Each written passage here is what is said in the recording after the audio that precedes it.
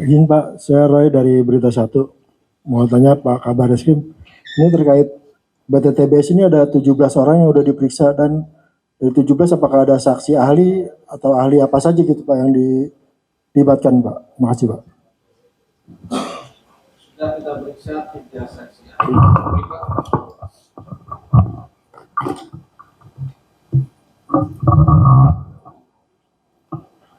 Jadi semuanya hasil pemeriksaan sudah memeriksa 19 saksi, ada 16 saksi dan 3 saksi ahli. Saksi ahli itu dari Dinas Lingkungan Hidup Provinsi, kemudian dari Balai Pengelolaan Hutan Lestari dan dari Pertanahan, ya. Itu. Dan sekarang masih tetap berlanjut pemeriksaan. Ya. Baik, ada lagi? Terima kasih Pak. Saya Ade dari Tempo. Mau menegaskan Pak, itu tadi proses penindakan ini berarti masih penyelidikan atau sudah penyidikan yang di Satgas PKH itu Pak. Terus kemudian fokus terhadap perusahaan-perusahaan yang akan ditindak ini yang seperti apa sih Pak? Apakah yang memang ilegal miningnya atau ada perusahaan-perusahaan yang terdaftar gitu? Dan seperti kita tahu kan ada beberapa perusahaan yang sudah menutup, kayak Toba Lestari juga sudah menutup operasionalnya. Apakah itu juga akan menjadi sasaran penyelidikan ini juga gitu? Mungkin itu aja dulu. Terima kasih Pak. Silakan Pak. Kalau masih ada lagi, biar sekaligus. Silakan.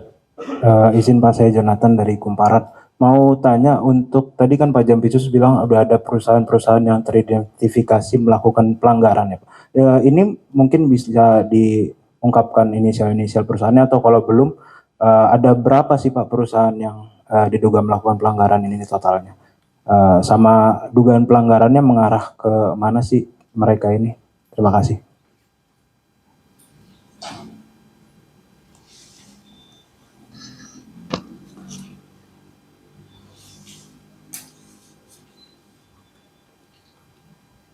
Silakan Pak. Langsung. Cukup ya?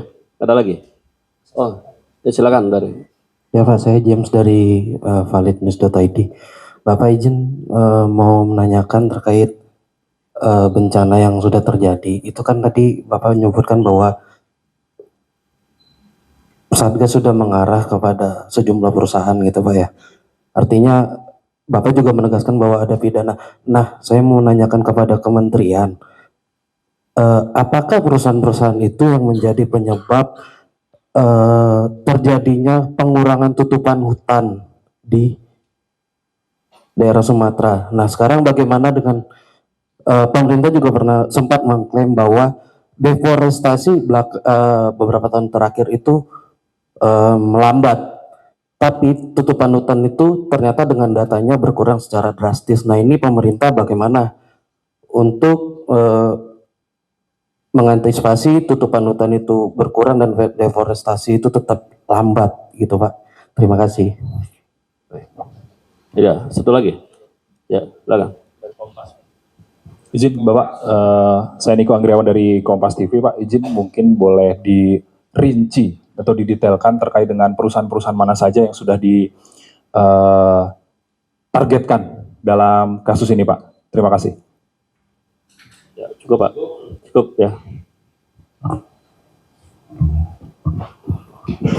Jadi pertanyaan tadi itu hampir sama ya. Ini menyangkut perusahaan-perusahaan apa saja. Kemudian bentuk apa perbuatannya. Kan itu ya. Kemudian terkait juga apakah ini penyelidikan atau penyidikan. Jadi intinya adalah bahwa teman-teman di bawah Satgas PKH ini sudah bergerak cepat. Seperti Bareskrim kan sudah naik ke penyidikan ini. Nah, seperti apa perbuatan yang disidik oleh Bareskrim? Ini kan terkait dari adanya tumpukan kayu. Ditelusuri dari mana, kemudian dilihat apakah ketika dalam proses penebangan ini ada pelanggaran terhadap undang-undang tertentu. Nah, ternyata ini ada menyangkut undang-undang lingkungan hidup. Ya.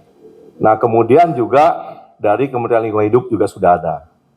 Nah, semua masing-masing anggota di bawah Satgas PK ini sudah merespon cepat.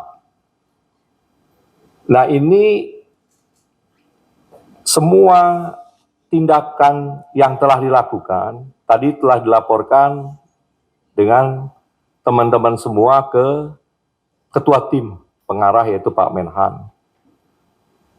Dari masing-masing laporan tersebut termasuk dari operasi Satgas Garuda, kita ketahui yang pertama, memang ada beberapa perusahaan. Nah, seperti apa perusahaan yang terindikasi pidana? Ya. Satu, memiliki perizinan yang tidak benar. Ini akan kita tinjau.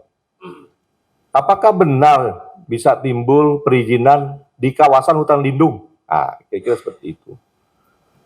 Kemudian ada perbuatan juga ketika dia mengelola izin tersebut. Entah proses penebangannya, ya.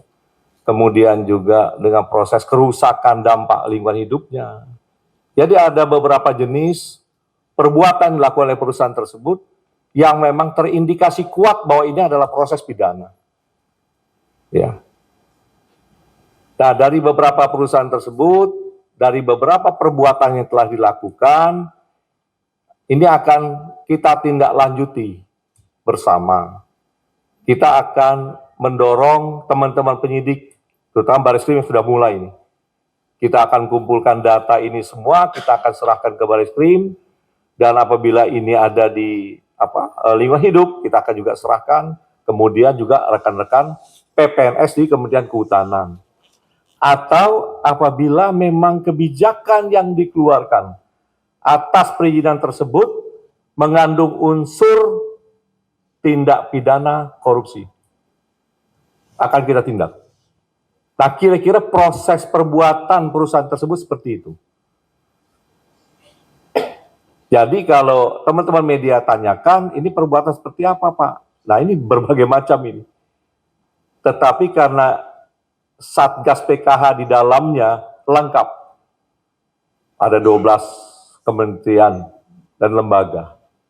Sehingga memudahkan untuk berkoordinasi dan mempercepat agar masyarakat juga mengetahui bagaimana respon di Satgas PKH untuk mengetahui penyebab bencana yang terjadi dan memakan korban cukup banyak.